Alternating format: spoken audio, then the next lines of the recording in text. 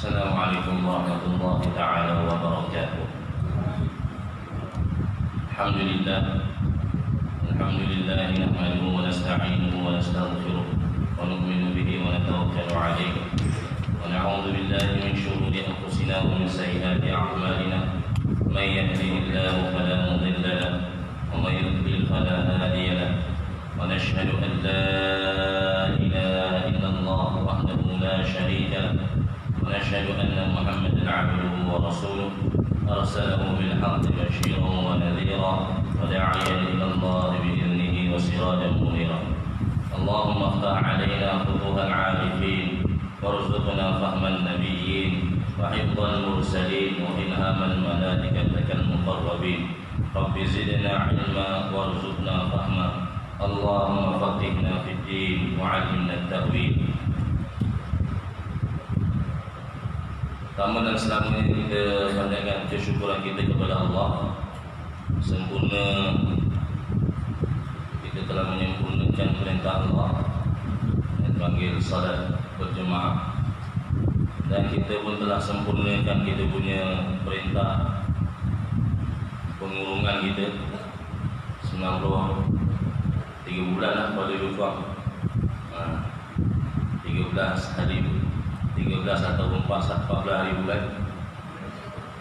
Saya punya ceramah terakhir 12 hari bulan. Ini dah 14 hari bulan 6. Nanti lebih kurang 92 hari lebih kurang. Saya lah penutup, saya lah pembuka balik. Itu penutup, ini pembuka balik. Kita panggil iftitah. 16 bulan. 16 bulan 3, maknanya 88 hari lah. Hari 14. Hari ini 15. Ngam-ngam ya. Allahu Akbar. Jadi hari ini pun kami di madrasah saya ikut di Terengganu sana pun buat iftitah, pembukaan pembelajaran baru juga. Biasanya memang kita pembelajaran baru bermula dengan bulan Syawal. Kerana Syawal itu bulan haji, maka kita mengambil berkat daripada bulan haji. Lepas tu kalau kita yang dekat sini, jangan mengada-ngada, saya nawaitul hajjah, kan? Saya ahram tu billah, saya nak pakai ihram dengan haji. Kita tak boleh pergi haji, jangan. Nanti segala perintah-perintah ihram tertanggung ke atas kita, itu tak boleh. Sebab dia bermula 1 Syawal, kita semua dah boleh pergi haji sana 1 Syawal. Sampailah sempurnanya haji 13 Zulhijjah. Itu dia panggil nafar thani. Di syukur pada Allah SWT, di sepanjang tempoh ini Allah SWT beri kita bermacam-macam peluang. Yang pastinya itu adalah peluang daripada Allah. Di dalam kitab hikam ataupun dipanggil himpunan kata-kata hikmah pada menafsirkan suratul Asr, yaitu Allah Ta'ala banyak dalam Al-Quran ni Allah Ta'ala bersumpah dengan masa, demi waktu asar, demi waktu matahari tenggelam, demi waktu matahari syamsi wa duhaha terbit, waktu duha. Allah Ta'ala nak bagi tahu, nak mention kat kita bahawa waktu ini adalah sangat berharga. Maka hikam disyarahkan bagi tahu, waktu yang telah berlalu kita tak dapat angkat dia balik, tak boleh kejar, tak boleh. Walaupun sesaat, dah habis PKP ni, rugi rasa 89 hari tak buat apa-apa, rugi. Kan? Yang kedua, waktu yang dipanggil digunakan dengan amal-amal yang bermanfaat, amal-amal yang soleh, yang menghasilkan kebaikan. Alhamdulillah, Ramadannya mana kita ada buat sedekah, ada bahagian sumbangan. Alhamdulillah. Macam-macam lah kita buat. Kan? Ramadan kita ada buat talaki, baca tadarus online. Allah alam, apa yang kita buat kebaikan tu semuanya berharga. La qimata laha. Inggeris kata priceless. Tak boleh nak nilai. tak ternilai. Dan yang ketiga yang dipanggil masa yang akan datang yang kita kena rebut peluang itu. Ini Allah Ta'ala bagi ni. Kan sekarang ni sampai isyak ni adalah peluang itu. Ini adalah peluang. Allah Ta'ala bagi kita peluang dan kita rebutlah peluang ini. Dan yang paling penting orang-orang muda, anak-anak kita, yang jiran tetangga kita yang muda-muda ni, kerana 4 perkara yang Allah Ta'ala akan tanya, fi syababihi aina fi afima afna, tentang kemudaan dia, keremajaan dia, pada tempat mana yang dia telah habiskan. Kerana orang tua ni nanti dia tak tanya dah. Maknanya apabila Abu Darda bagi tahu, apabila nanti Allah Ta'ala bangunkan aku ada alasan depan Allah. Dia kata, ya Allah, aku dah tua, dah uzur, jadi aku tak ada peluang untuk buat yang mana aku telah buat pada waktu muda. Boleh tak pahala-pahala yang masa waktu muda tu kau bagi masa tua? Kan? Adalah satu hadis kita boleh baca dia. Berbeza dengan orang muda kita. Orang muda ni dia tak ada alasan, dia ada kekuatan, dia ada semangat. Masa ni kita nak tekan betul. Itu kalau kita orang tua ni, kita kalau nasihat orang muda ni, kan, pakcik dulu muda, kan? Kau nampak pakcik pakai apa sekarang? Saya ada tuan guru ni, pakai apa tu panggil? Aku BM yang besar tu. Aku BM 6 tu. Kan? Tuan guru boleh pakai kereta BMW yang 6 tu, 6 siri besar tu. Apa dia? Bukan 7 siri yang besar tu. XC. Apa nasihat dia kata? Muda-muda ni kita belum cukup-cukup akhirat. Bila tua, Allah datangkan dunia. Kan? Itu cukup puluh untuk akhirat. Apa dia? Ada harta pergi infak, bagi buat agihan, kan? Bagi sumbangan, buat simpanan untuk haji, buat simpanan untuk buat rumah. Itu semua untuk akhirat kita tu. Kan? Itu semua untuk akhirat. Kadang-kadang orang tak faham. Kau kerja sampai tak ingat dunia. Betul lah, tak ingat dunia, ingat akhirat. Saya kerja ni bukan ingat dunia je, untuk akhirat. Jadi kita ingatkan anak-anak kita, jiran tetangga kita yang muda ni, beri mereka semangat. Semangat apa? Untuk bina kehidupan akhirat dengan peluang yang ada Allah beri kat dunia. InsyaAllah yang terakhir itu sampai mana kita? 184 atau 3. Adakah Rasulullah melihat Allah tu?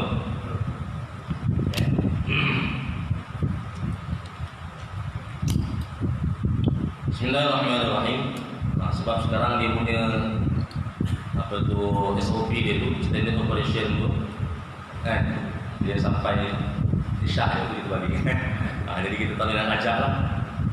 Bismillahirrahmanirrahim. Adakah Rasulullah melihat Allah dengan mata kasar? Sebelum ni saya dah skip benda ni sebab pembahasan dia panjang. Jadi kita sebut yang di sini saja. Okey, Ibnu Qayyim menyebut perbezaan pendapat yang terjadi tentang hakikat Rasulullah melihat Allah. Sepanjang tempoh PKP ni saya ada masuk dah kelas tauhid. Ustaz Khairul masuk. Dia kata sebenarnya Allah Ta'ala ni kita kenal dengan sifat dia. Allah kita kenal dengan sifat dia, bukan dengan zat dia. Sebab banyak benda yang kita kenal dengan sifat dia. Banyak. Contoh apa? Angin. Paling senang lah. Apa sifat angin? Sejuk. Angin mana ada angin panas? Kecuali kalau kita belah Sahara sana. Sahara ni maknanya pada pasir lah. Sahara. Memang dia angin. Kalau kita pergi Madinah, dia ada dua jenis angin. Dalam Quran pun bagi tahu, dia panggil samu. Samu ni angin panas. Itu lain lah. Maknanya secara umumnya, kalau kita kata sebuah angin, bila benda tu dia keluar angin, maka kita kata sejuk. Ada angin lah, kena panas. Ada angin lah, sejuk. Ada tak benda tu? Ada. Dapat tengok tak? Tak dapat tengok. tapi kita boleh rasa. Di situ beliau menyebutkan pernyataan Ibnu Taimiyah mengenai persoalan ini. Sebab Ibnu Taimiyah ni itu pun Ibnu Taimiyah ni dia panggil golongan tajsim. Golongan tajsim. Tajsim ni apa? Yang menjisimkan Allah. Allah ni ada rupa dia ada. Allah ada bentuk. Bolehlah tengok kalau ada. Kalau Rasulullah melihat Allah, maknanya benda tu boleh tengok. Sedangkan dalam perkataan kita pun kita boleh cakap je. Kan? Aku nampak lah kau punya reaksi. Padahal kita kan, aku nampak lah hati kau. Nampak hati lah? Tak nampak hati. Kan? Aku boleh perasan kau punya ni. Kan? Jadi dia walaupun benda tu tak nampak pun, jadi kita sebut dengan perkataan nampak. Kesimpulan perbahasannya menerangkan pendapat bahawa Rasulullah SAW melihat Allah dengan mata kasar merupakan pendapat yang sama sekali tidak berasas. Maksudnya dengan mata ni, mata kepala ni, itu tidak berasas. Macam kita tengok mimpi, ada tengok mata kita, kan? Pas tengah mimpi tu cuba lempang muka kita, tak rasa pun pas tengah mimpi lah. Tadi masa sedar ni, mimpi ke? Rasa. Mimpi kita tengok pakai mata apa? Susah jawab tu. Cikgu orang mimpi kita tengok pakai mata apa? Susah jawab. Pakai mata apa ke? Sejak mimpi jumpa hari-hari, mimpi jumpa jerubi, mimpi jumpa cikgu, pakai mata apa tu? Kalau dalam mimpi ni macam kita Hindustan, tidak atas bukit. Kan kita Hindustan kan? Mula-mula dia belajar ada bukit. Lepas tu tiba kan tepi pantai. Tiba kan tepi mana pula? Hindustan. Cerita dia semua bohong. Bohong maknanya tumbuk dinding pecah. Kan? Itu yang kata daripada menari, cerita semua bohong. Kalau nak tengok ayat-ayat dia yang power pun cerita Tamil lah. Semua ayat yang pelik-pelik yang tak masuk akal kadang-kadang. Kan? Jadi pendapat itu tidak berasas sebab Allah Ta'ala itu tidak ada jisim. Allah Ta'ala sujud tanazzuhu anil jirmi. Allah Ta'ala itu adalah suci daripada berjirim. Bila kata jirim, molekul-molekul dia ada jisim. Kan? Habuk ni, kalau kita tengok dalam habuk zarrah. Apa itu habuk? Habuk adalah molekul-molekul yang kita nampak di cahaya yang tembus daripada mana-mana. Kalau ada cahaya tembus, kita dah nampak itu habuk. Kalau kita boleh tengok dalam kamus, sampai macam tu dia terjemahkan, dia ta'arifkan, dia definisikan satu benda. Sebab itu makhluk. Adapun khaliq Allah, kita tak boleh nak bayangkan dia itu ada jirim, ada jisim. Alhamdulillah. Dan pendapat tersebut tidak pernah diucapkan oleh seorang sahabat pun. Iman yang paling sempurna adalah beriman tanpa sebab. Beriman tanpa sebab. Sebab apa kau kena bingung Allah? Sebab tak ada. Kan? Beriman tanpa sebab. Kita yakin 100%. Yakin 100%. Dia tak boleh saya yakin 90 lah. Tak boleh.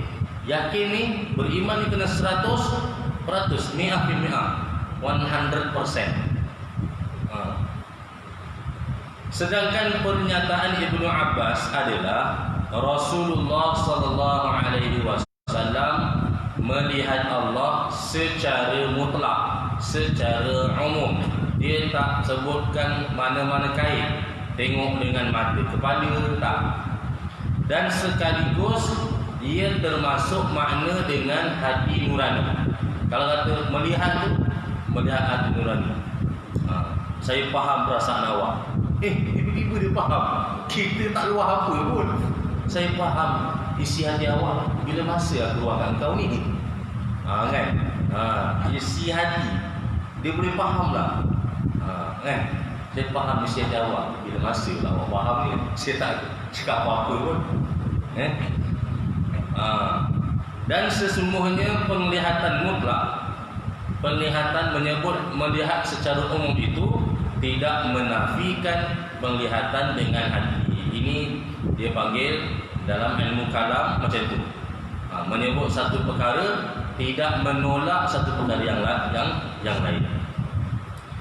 Jibril mendekati baginda Rasulullah sallallahu alaihi wasallam. Kemudian Ibnu Qayyim berkata, Ibnu Qayyim ini perawi yang meriwayatkan cerita tersebut. Adapun firman Allah dalam surah Wan Najmi idza hawa. Maka qaba qausaini aw adna. Kemudian dia mendekat lalu bertambah dekat lagi. Bukanlah dekat dalam erti kata seperti yang terdapat pada kisah Isra Mi'raj, apabila Nabi dekat dengan Allah. Macam kita kata dekat ni, dekat ni memang kena dekat ke? Tak ada. Jauh di mata, dekat di hati. Dekat lah. Dekat. Betul je kan? Jauh di mata, dekat di hati. Tapi PKP walaupun dekat memang jauh. 90 hari tak jumpa Haji Muhammad, telefon je. Mana ni?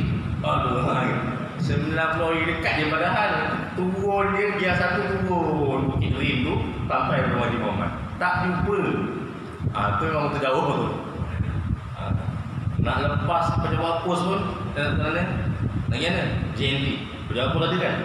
Patah balik. Suruh patah balik. Tak bagi dia. Nak dia kan? Nak beli ikan dekat semua. Pemirsa dia kan? Patah pusing.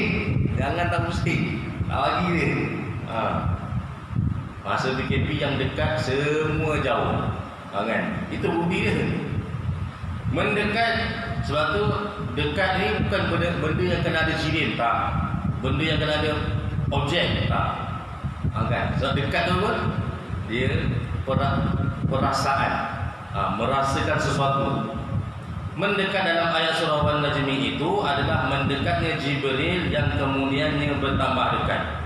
Inilah pendapat Aisyah radhiyallahu taala anha dan Ibnu Mas'ud.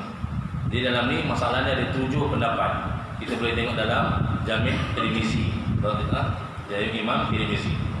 Konteks ayatnya sendiri juga menerangkan demikian. Maka naqaba qausaini awalina fa auha ila 'abdihi ma auha. Manakala mendekat dan bertambah dekat yang terdapat dalam hadis Isra Mi'raj pula, itu secara jelas menerangkan sebagai mendekat dan bertambah dekatnya Allah dengan Nabi Muhammad sallallahu alaihi wasallam.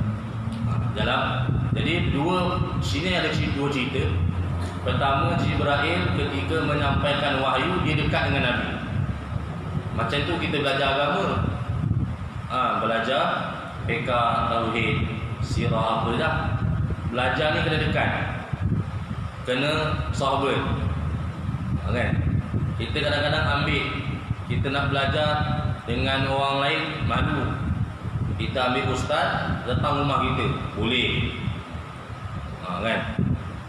Saya nak belajar mamai ni tak reti kan kawan. Yalah.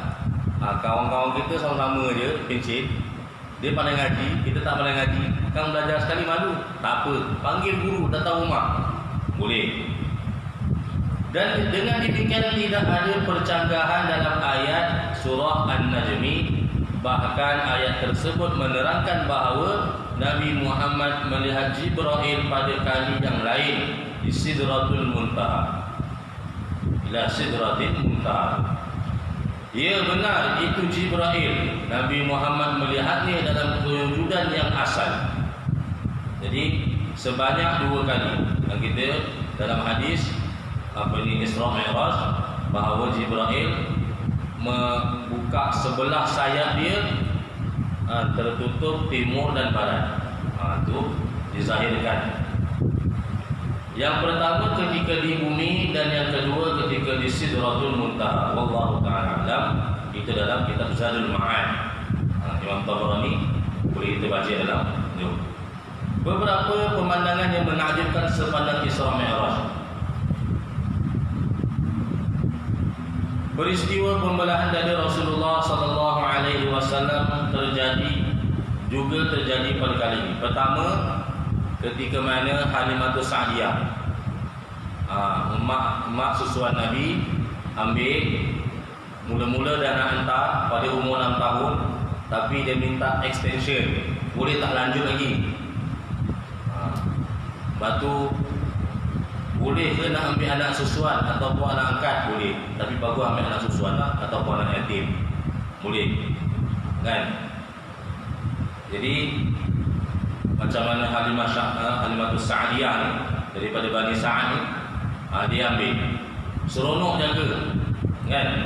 Boleh minta extend. Bila minta extend, pada umur 6 tahun itulah ketika mana Nabi main bersama anak-anak Halimatus Sa'diyah yang 3 orang tu, 2 lelaki 1 perempuan. Tiba-tiba datang turun Jibril alaihissalam.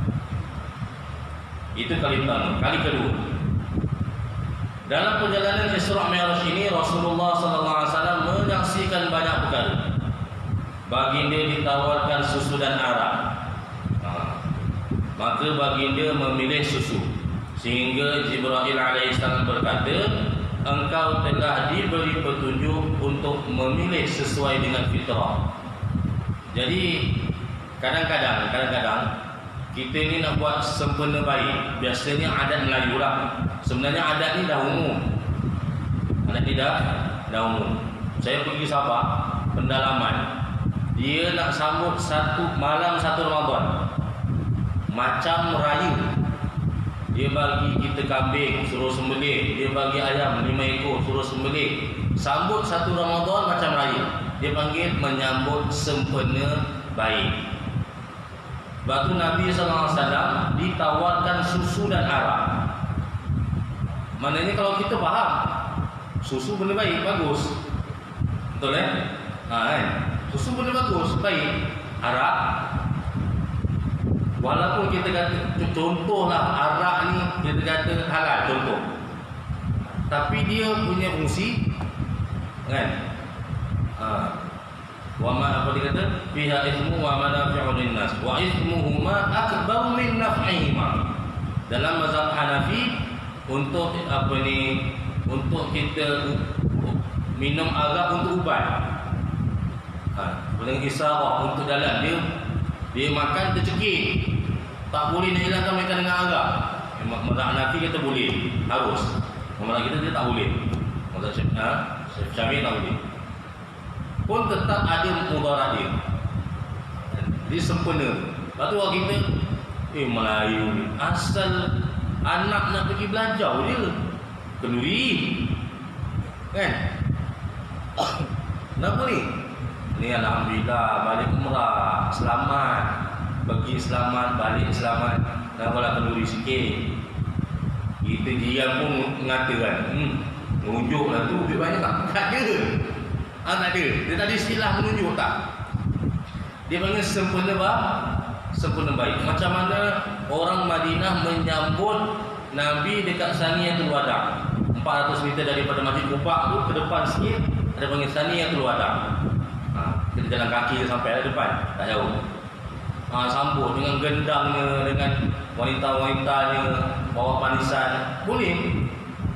Mengenai sempurna baik, kan? Sempurna baik boleh, tak ada masalah. Jadi menandakan bahawa benda ni dia tidak melanggar lah, maknanya selagi mana dia tak ada mubazir. Sebabnya jika engkau mengambil arak, pasti umatmu akan tersesat. Jadi yang kita nampak sesat sekarang ini macam mana? Itu adalah pilihan dia, bukan pilihan kita, pilihan dia. Wa hadainahum najdain, kami dah tunjuk 2 jalan, tinggal kita yang pilih. Sebab fitrah manusia ni, dia mencari siapa yang cipta dia. Itu fitrah manusia. Lepas tu kita tak boleh salahkan diri kita sendiri. Maknanya jiran saya tu, ya Allah, menyesal saya. Kenapa? Saya tak sempat nak bagi tahu dia, kan? Tak sempat nak dakwah dia. Betul, tapi secara umumnya dia dah kena cari siapa Tuhan dia. Secara umumnya, satu sudut memang nak tanggungjawab kita, tapi belum sampai masa, kan? Tapi satu sudut yang lain, dia sendiri, setiap manusia ni kena cari siapa yang cipta dia. Itu fitrah. Rasulullah SAW melihat 4 batang sungai di syurga. 2 batangnya kelihatan maknanya dia nampak zahir. 2 batang lagi tidak kelihatan.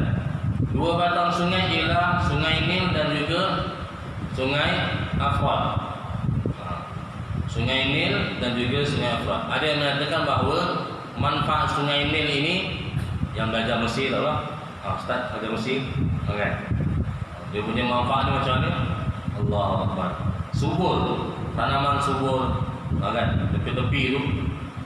Dan sungai Nil adalah sungai yang terpanjang. Sungai yang aqwal anhar, sungai yang terpanjang. Maknanya adalah risalah yang baginda bawa ini akan berkembang di lembah-lembah yang subur di sepanjang sungai Nil dan juga Afrat. Afrat ni dekat ni lah. Apa tu? Dekat ni? Dekat ni? Sungai. Kalau kita panggil Furat lah. Di mana penduduknya akan memikul agama Islam dari satu generasi ke generasi yang lain. Maka maknanya bukan bererti air sungai Nil itu dan sungai Afrat itu bersumber dari syurga, tapi sebagai simbolik. Kalau kita majlis pemandangan Jasin, warna dia apa? Pink. Orang tahu dah. Kau masuk je, lepas je semestari tu, lepas pintu gerbang tu, kau tengok kiri, I love Jasin, ada begitu. Nampak. Rasulullah SAW melihat malaikat Malik, malaikat penjaga neraka. Dia tidak pernah ketawa, sedikit pun tidak ada keceriaan dan kehangatan di raut wajahnya. Kemudian Rasulullah SAW melihat syurga dan neraka. Ini menolak pendapat golongan Mu'tazilah yang menyatakan bahawa neraka dan syurga belum lagi tercipta. Hadis ni menolak pendapat Mu'tazilah. Mu'tazilah ni orang yang i'tizal, keluar daripada akidah ahli sunnah wal jamaah. Dia kata syurga dan neraka mana lagi, nanti ada nanti. Mana kita dah mati nanti ada. Sedangkan syurga dan neraka dah tersedia. Lahum fiha ma yasha'una fiha wa ladaina mazid. Dekat dalam bagi mereka dalam syurga itu apa yang mereka mahu, dan di sisi kami ada lagi tambahan. Rasulullah SAW melihat siksaan yang diterima. Ini ada 4 jenis siksaan yang besar-besar. Yang pertama dia kata, yang diterima oleh pemakan harta anak yatim secara zalim. Innal ladzina ya'kuluna amwalal yatama zulma, dalam juzuk 4 surah An-Nisa. Allah Taala beritahu, innal ladzina ya'kuluna amwalal yatama zulma. Sesungguhnya orang yang makan harta anak yatim ini yang makan secara zalim. Innama ya'kuluna fi butunihim nara. Mereka hanya saja bukan makan harta, mereka makan api neraka. Tu kalau ada orang nak urus harta anak yatim, kita uruslah dengan jujur.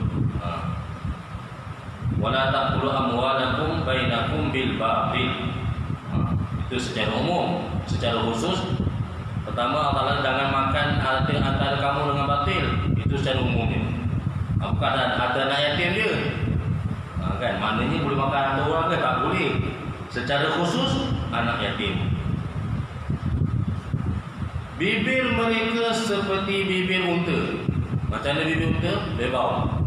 Dia panjang depan. Ke dalam mulut mereka dilemparkan potongan api neraka secara paksa. Sebab apa secara paksa? Supaya rasa azabnya.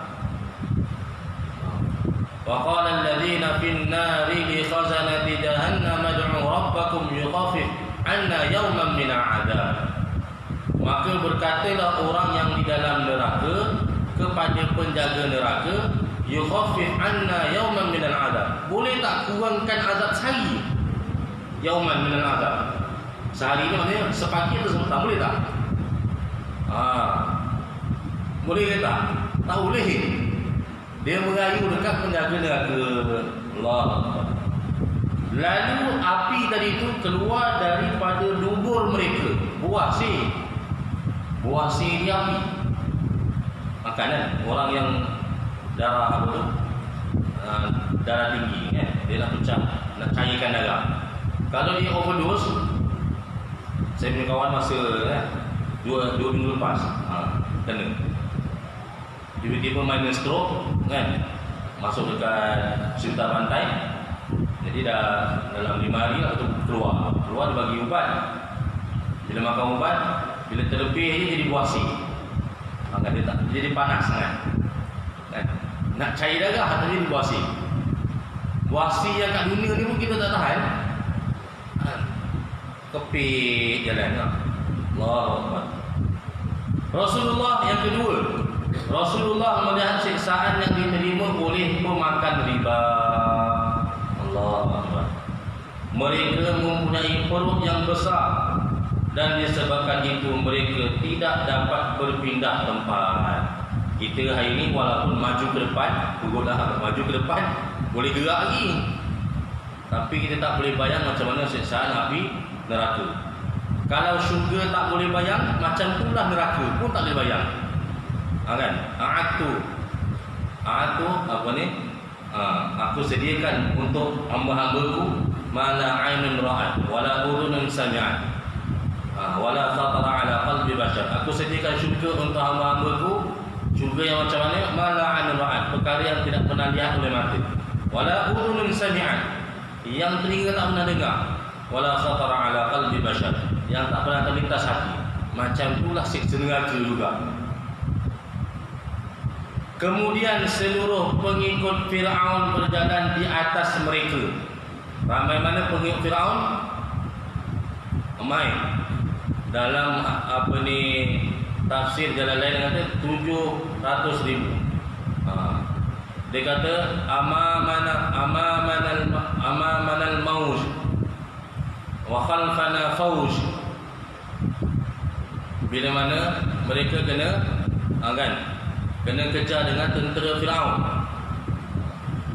maka dia kata inna lamudrakun, habislah Musa, kita kena tangkap. Musa kata qala kalla inna ma'iya rabbi sayahdi. Depan laut, belakang tentera, tak boleh. Kiri kanan bukit, tak boleh nak pergi lagi. Tapi orang yang gharibah ni apa jadi? Perut dia jadi gelebeh. Jadi gebehnya tu orang bijak pula. Siapa yang bijak? Pengikut Firaun. Ramai. Kan? Dia dua, satu KBT, satu Bani Israel. KBT ni pengikut Firaun ni, wa haqa bi ali fir'aun asyaddal azab. Kami akan timpakan kepada pengikut Firaun ni azab yang pedih. Dahlah dia dah kena azab. Berlantai dalam neraka ni. Orang yang makan riba ni, dia kena bijak dengan pengikut Firaun ni. Maka mereka tatkala para pengikut Firaun itu dihirim ke neraka. Itu janji Allah Ta'ala dalam surah Ghafir juzuk 24. Kita boleh baca. Rasulullah SAW yang ketiga melihat siksaan yang diterima oleh penzina. Sebelah tangan mereka memegang daging yang tebal dan baik. Sementara tangan yang satu lagi memegang daging nipis dan busuk. Namun begitu mereka makan daging yang nipis dan busuk, sementara daging yang tebal dan baik mereka buang. Nipis dan busuk. Sebab tu orang yang berzina ni, dia nikmat sementara, dia punya sengsara kekal abadi. Zina kan? Nikmat dia sementara, kejap je. Berapa lama nikmat? Kan? Dia apa boleh. Kalau umur 20 tahun mungkinlah masuk dia 5 lah, mungkin. 40, gagal 40. 40 ni dia orang kata matang kan. Kalau 60 reverse pun tak boleh. Maknanya katalah sini saya umum tak datang ada siapa. Tapi atuk saya kahwin biasa kahwin dia dalam halah kan. Ayah saya sendiri pun kahwin baru juga. Makna kata kita mesti ada hak umum. Tapi yang halal. Tapi kenapa cari yang haram? Sehingga digambarkan dengan yang haram ni nipis tapi busuk. Yang halal ni tebal tapi baik. Dia ambil yang ni nipis. Sebab dia nikmat je sekejap, nipis. Dah lah nipis sekejap dia. Lepas tu busuk pula. Allah. Yang keempat, Rasulullah sallallahu alaihi wasallam. Sudah 4 betul tak? 4. Yang keempat, Rasulullah mendapat siksaannya diterima oleh wanita-wanita yang menisbahkan atau menjadikan anak-anak tidak berayah kepada lelaki yang bukan ayahnya. Sebab apa? Ya ayyuhan nabiyyu idza ja'akal mu'minati yubayyi'naka 'ala an la yushrikna billahi syai'a wa la yasriqna wa la yaznina wa la yaqtulna awladahun wa la ya'tina bi buhtani yaftarinahu baina aydihinna wa arjulihin. Jangan mereka, wahai Nabi, apabila datang kepada kamu orang-orang mukminat, orang-orang yang beriman daripada kalangan orang Mekah ni, kena buat baiat dengan mereka. Jangan syirik, jangan mencuri, jangan berbohong, dan jangan mereka-reka nisbah kepada mana-mana lelaki yang depan mereka. Sebab mereka dulu, kalau kita baca dalam jahiliyah ni, rumah penzina ni kan, rumah dia ada bening. Kan? Kalau kita pergi Korea, kalau pergi Korea lagi dahsyat. Dekat bandar apa tu, Seoul tu, sebut apa Seoul ke apa? Saya pun tak nak sebut. Seoul kan. Tak sebut. Jadi dia punya masjid tu di dalam mall. Dia punya masjid di dalam mall lah. Kita turun mall tu kan. Jadi dia punya apa tu jalan kalau kita kata susu gajah lah maknanya. Dia punya jalan tu, jadi tepi-tepi ni kedai kan. Mall lah, mall, kedai. Dalam kedai tu dia ada, kan kalau kita tengok kedai kan, dia ada patung frame. Patung pakai baju kan. Jadi dalam frame tu dia orang. Umpan juga. Pilih mana? Dijual orang. Korea ni dijual orang. Ada berapa ribu nak pilih. Untuk dinikmati. Macam tu kan. Murahnya manusia punya maruah. Jadi dalam jahiliyah, seorang wanita dia berzina contoh dengan 5 orang lagi. Jadi yang dalam perut dia tu, dia tak tahu siapa punya air mani. Jadi dia main tuduh lah. Rasanya A, rasanya B, rasanya C.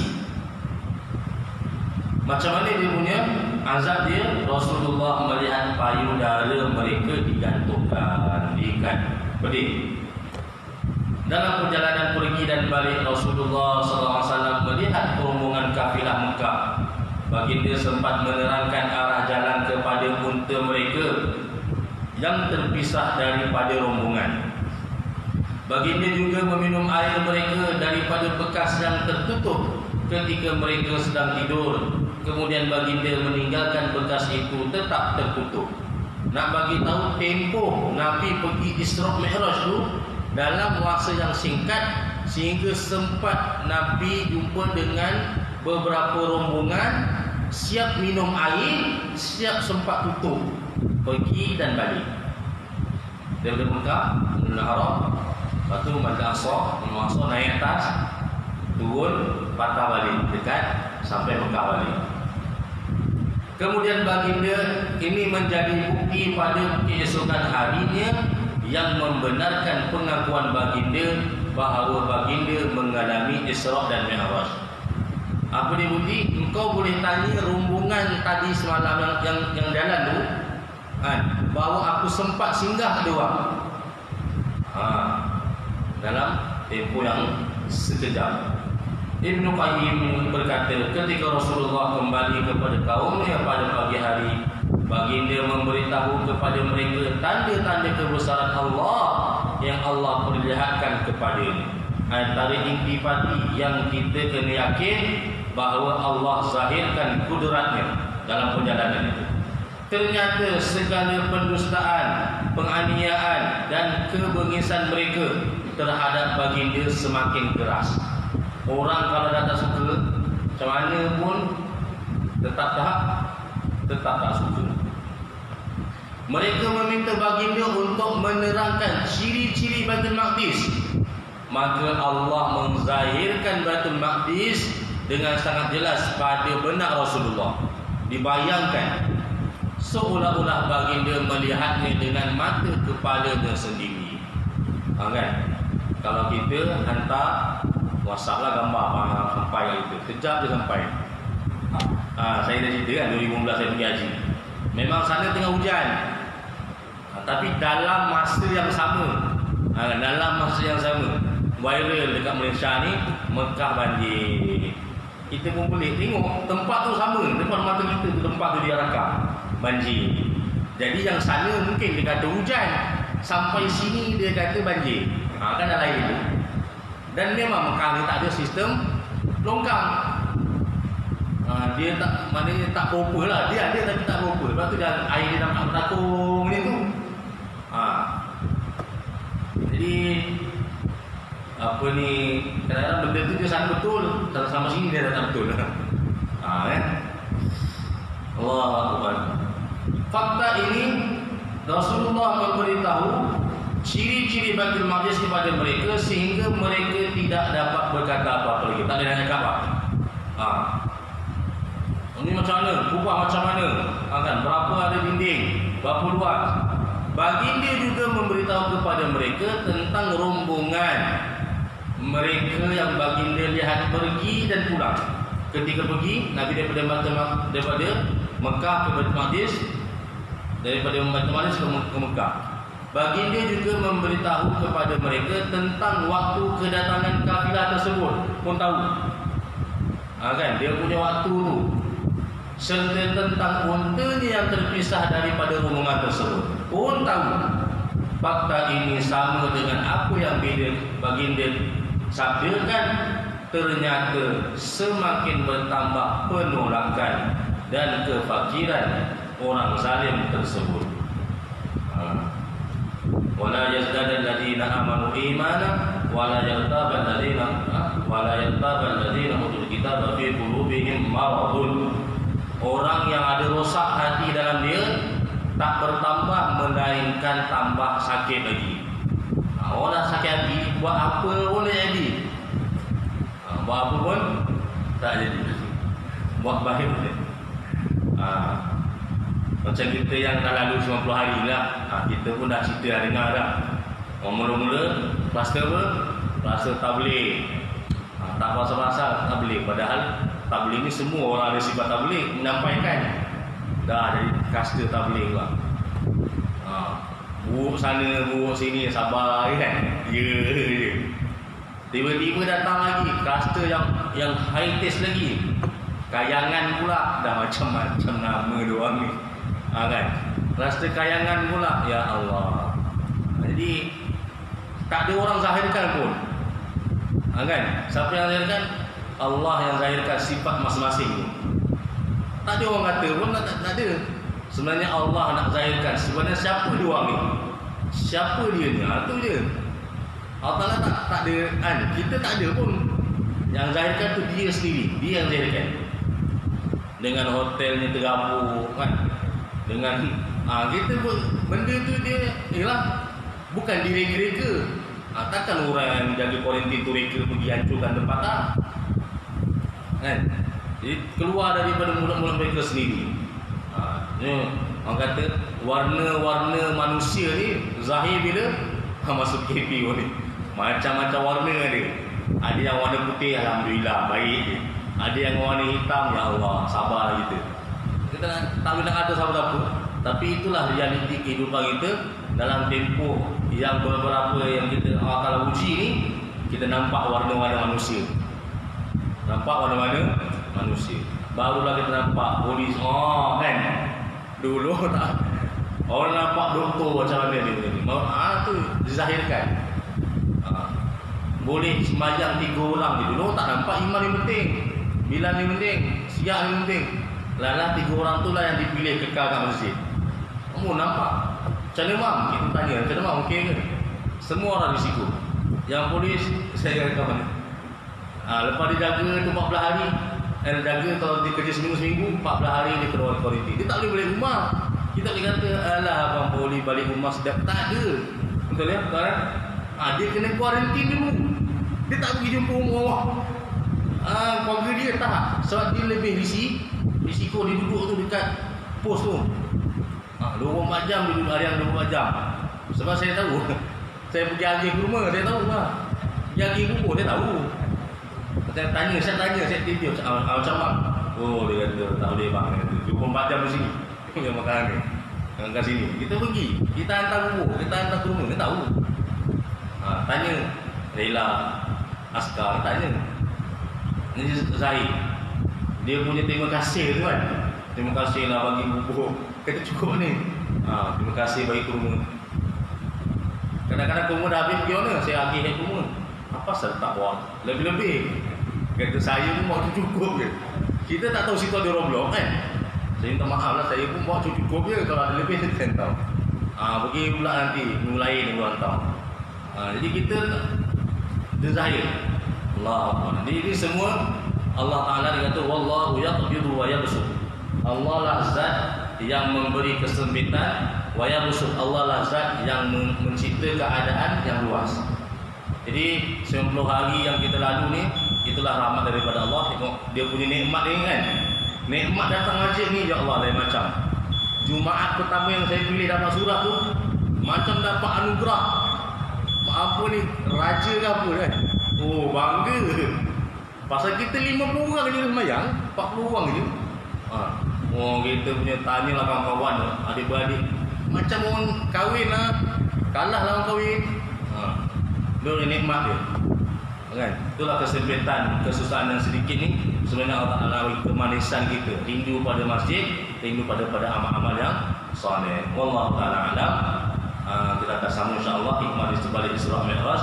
Abu Bakar As-Siddiq radhiyallahu anhu, dia digelar Abu Bakar As-Siddiq kerana dia mempercayai, membenarkan peristiwa Isra Mi'raj ketika semana semua orang menganggapnya sebagai berita yang bohong. Sebab itu namanya As-Siddiq, yang benar-benar membenarkan berita yang benar. Wallahu ta'ala alam. Aqulu qawli hadza wa astaghfirullahal azim li wa lakum wa lisa'iril muslimin wal muslimat wal mu'minin wal mu'minat wa billahi taufiq wal hidayah. Assalamualaikum warahmatullahi ta'ala wabarakatuh.